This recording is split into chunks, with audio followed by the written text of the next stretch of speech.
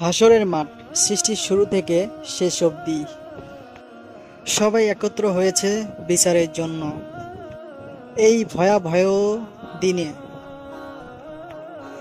আল্লাহ রাব্বুল আলামিন দুইজন অপরাধী ব্যক্তিকে তার সামনে দাঁড় করাবেন এবং বলবেন, তোমাদের স্থান জাহান্নাম। তখন প্রথম ব্যক্তি কোনো কিছু না ভেবে দৌড়াতে থাকবে এবং দ্বিতীয় জন ধীরে ধীরে পা টেনে টেনে হাঁটবে জাহান্নামের পথে। আশ্চর্যজনকভাবে যে ব্যক্তি ধীরে ধীরে যাচ্ছিল সে বারবার ফিরে তাকাচ্ছিল এবং সে আল্লাহর দিকে তাকাচ্ছিল। আল্লাহ তখন দুই ব্যক্তিকে আবার ডেকে আনবেন।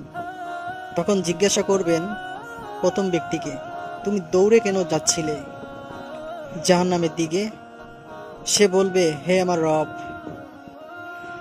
পৃথিবীতে আমি আপনার কোনো হুকুম মানিনি, আজ আপনি বললেন তাই অন্তত এবার আমি আপনার হুকুম পালন করতে চেয়েছিলাম। তারপর আল্লাহ দ্বিতীয় ব্যক্তিকে জিজ্ঞাসা করবেন, তুমি ধীরে ধীরে কেন পা টেনে টেনে যাচ্ছিলে? দ্বিতীয় ব্যক্তি বলবে, হে আমার মালিক, আমি দুনিয়াতে শুনেছি আপনি অনেক দয়ালু, তাই বারবার আপনার দিকে তাকাচ্ছিলাম। যদি আপনি আমাকে মাফ করে দেন। এত কিছুর পর মহান আল্লাহ তাআলা এই মহান কুলাঙ্গার দুই ব্যক্তিকে মাফ করে দিবেন। সুবহান আল্লাহ। কেন?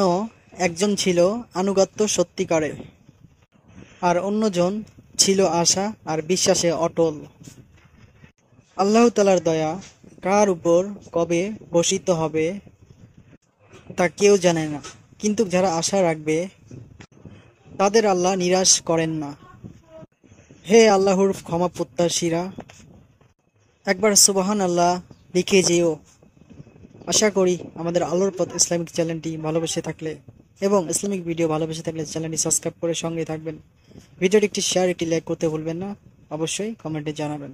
আল্লাহ হাফেজ।